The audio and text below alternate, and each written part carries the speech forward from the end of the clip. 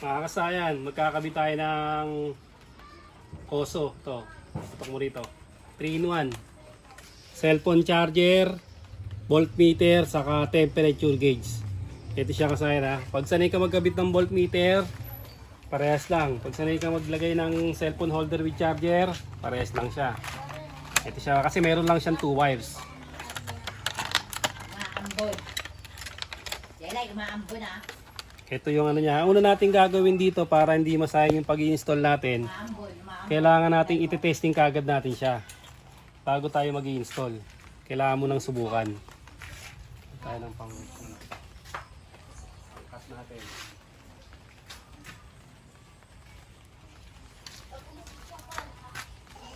Ito siya wa. May kasama na tong mga ano niya wa.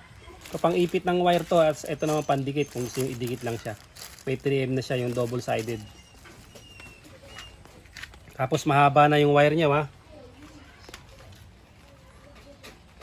Kasi baka mamaya i-install nyo agad tapos di pa na testing. Baka mamaya sira naman pala. Ayan, positive negative lang siya kaya napakasimple lang.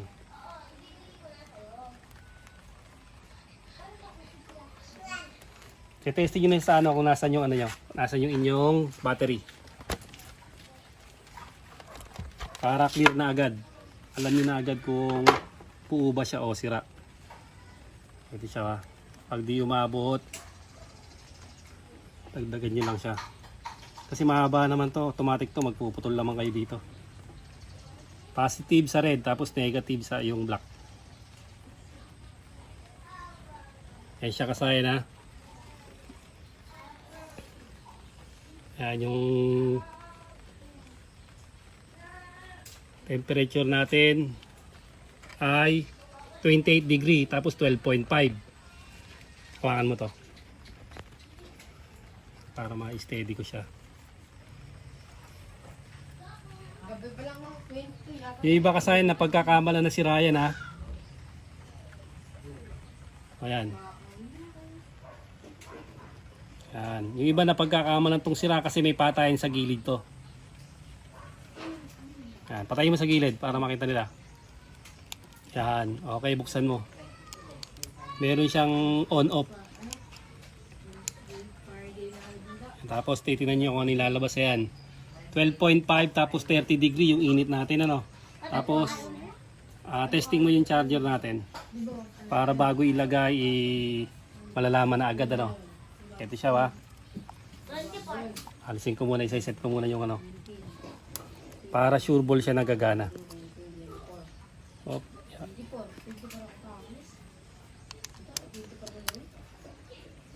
Tapos lagyan natin yung cellphone.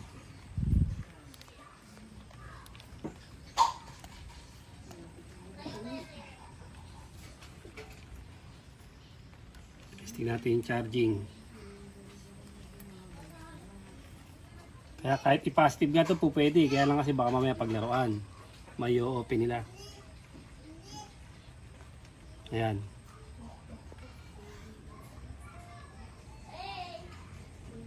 Charging. Tingnan natin sa charging. Kung lumabas yung sign ng charging. Lumabas? Ayun siya ba? Lumabas yung sign ng charging natin. At tapos ayun nabawasan yung volto. 12 volts na lang siya. Pag tinanggal, pagka binunot natin siya, tataas yung voltahe niya. Okay, nagcha-charge siya. Bali, simple lang to. Ganito yung gagawin nyo. Sa Macho 175 tayo maglalagay. Pero ito, kahit saang motor, napaka-simple lang. Ito yung Macho 175 natin ha. Dito natin nilagay sa ano, sa left side mirror. Left mirror natin ito. Bali ito, nabebento ha. Ito tingnan nyo. Kung hindi ko siya binend, bali naka ano siya. Nakaganyan siya. Kaya ito, ano nyo lang siya. Binatin nyo lang siya para maging ganito. Depende sa inyo kung ano yung position ha. Tapos ito na yung wire niyan, pupwesto na natin ha. May 4 siya na tornilyo. Ito. Kaya kailangan nyo rito ng Phillips screw na maliit. Katulad dito. Ganito yung kailangan yung gamitin na, yung maliit lang. Para tamang-tama lang sa kanyang ano ho.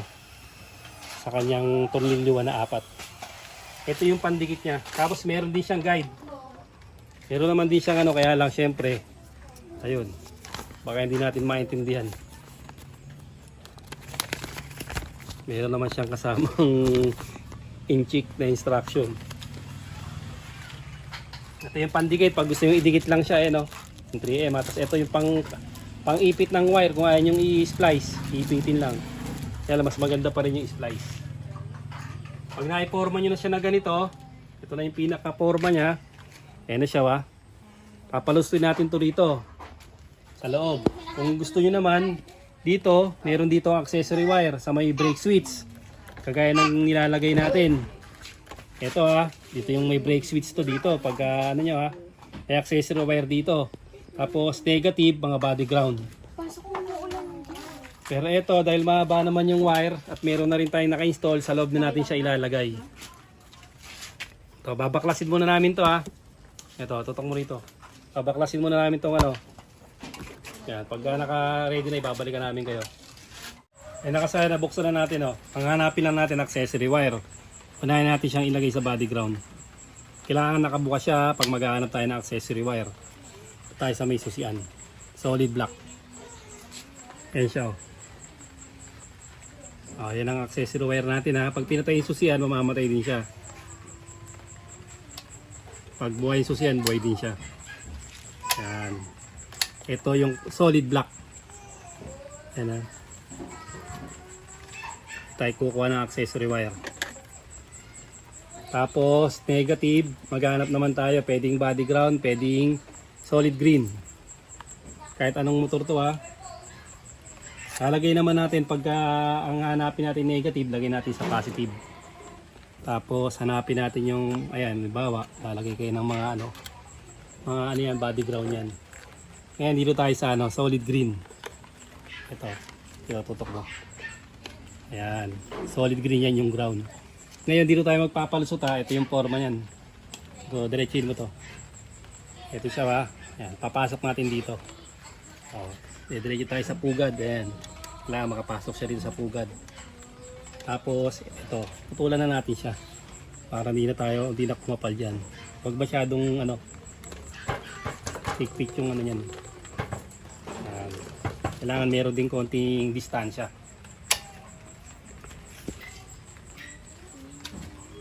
Distansya sa ating wire. Para pagka nagano tayo.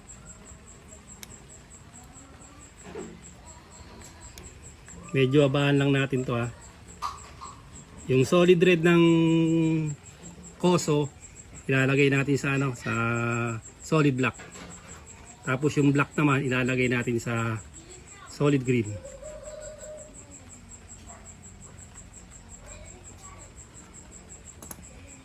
Ito yung black natin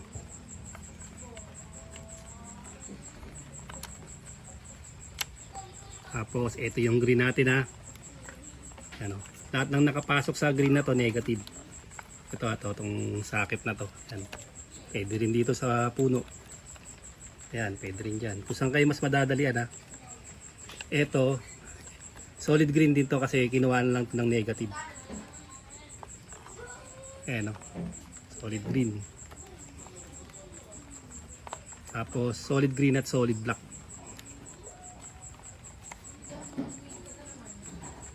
Ayan Diyan tayo maglalagay tsaka dito. Ito lang para magkalapit lang siya.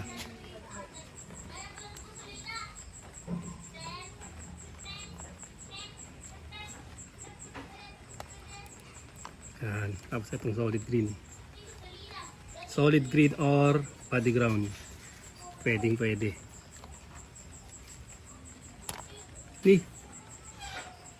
Naputol.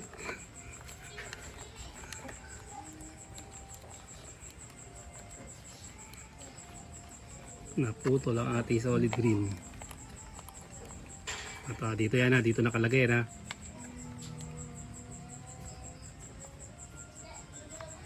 kaya pala mahina naman itong solid green na to.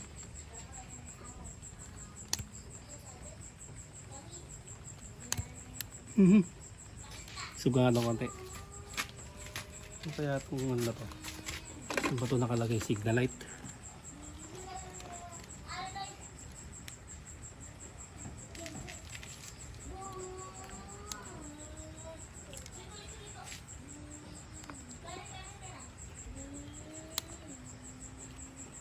Nipis ng wire.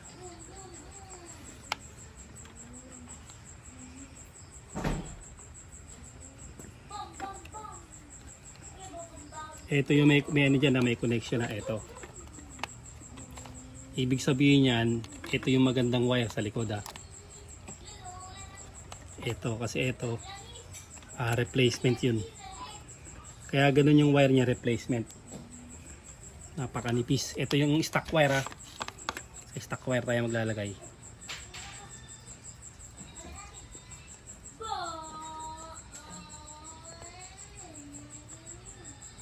Ito yung ano to, sa signal light.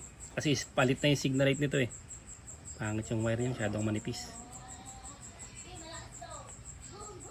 Ito yung stock wire. Ayan o. Ayan yung stock wire, kaya maganda. Sa maganda tayo maglalagay para sure ball. Baan nyo lang siya para may distansya. Para kapit na kapit. Unahin natin itong ano. Red ng ating charger, voltmeter at temperature gauge ha. Yung red sa black. Tapos yung black ng ating charger o voltmeter o temperature gauge dito naman sa ano, sa solid green.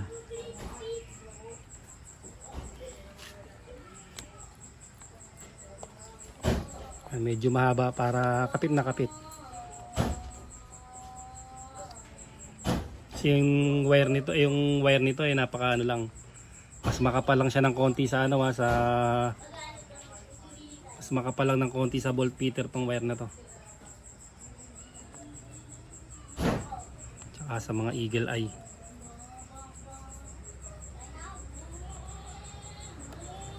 Kasi kailangan medyo makapal siya kasi 3-in-1 siya eh.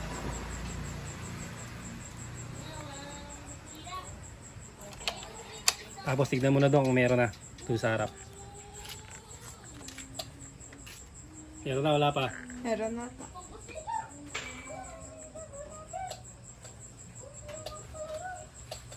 Ayan siya. Tapos ayan siya, 12 volts. Okay.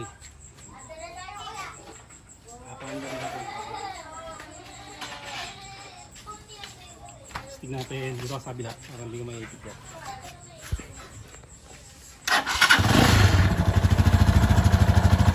Okay, tutok.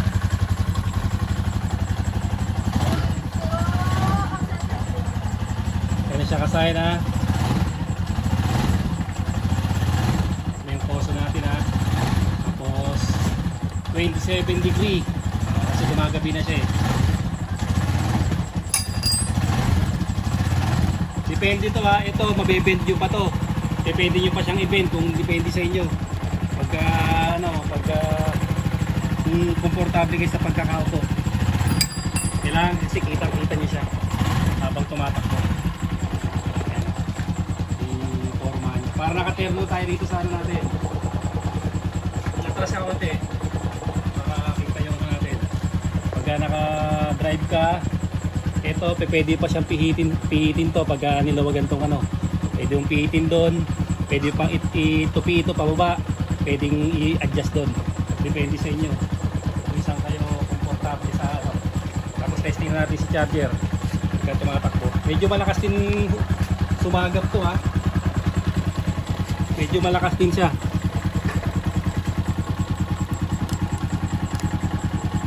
Ito, wag yung hilahin mabuti, mabilis siya matanggal eh.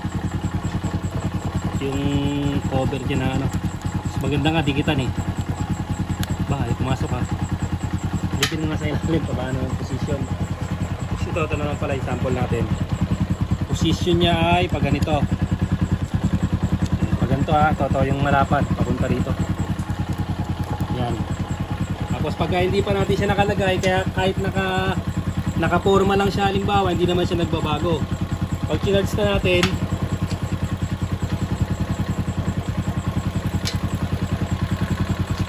tingnan mo yung ano natin, yung bolt. Pag charge na natin siya,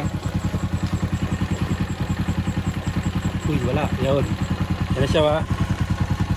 Okay. Ito yung sign ng charging natin. Yan ha. Yan, wala. Charge natin. May lumalabas na ano, ganito. Or properly. Ayan. Pag ano natin, okay na, yung naka-charge na siya. Tapos, bababa na yung volt natin ha. 13.6. Pagka hindi naka-charge, 13.9. Pag charge natin, ayan, 13.6 na lang siya kasi gumana na siya. O, ganun lang kasama yung pagkakabit nitong ano na to ha. Yung Oso. Si Mike Oso. Ay, Mike Oso pala yun. Ayan, 29 degree tsaka 13.6. Parehas lang ng voltmeter kasayan tsaka ng ano, ng cellphone holder with charger ang pagkakabit. Napakasimple lang, positive negative lang. Kahit ilagay mo pa siya, may on off siya ha. Ito. Kahit ilagay mo pa sa positive, pwede rin kasi may on off. Pero mas maganda pa rin accessory wire. Para hindi siya mapaglaruan. May on off siya ha. Hanggang dito na lang mga kasayan. Salamat sa panonood.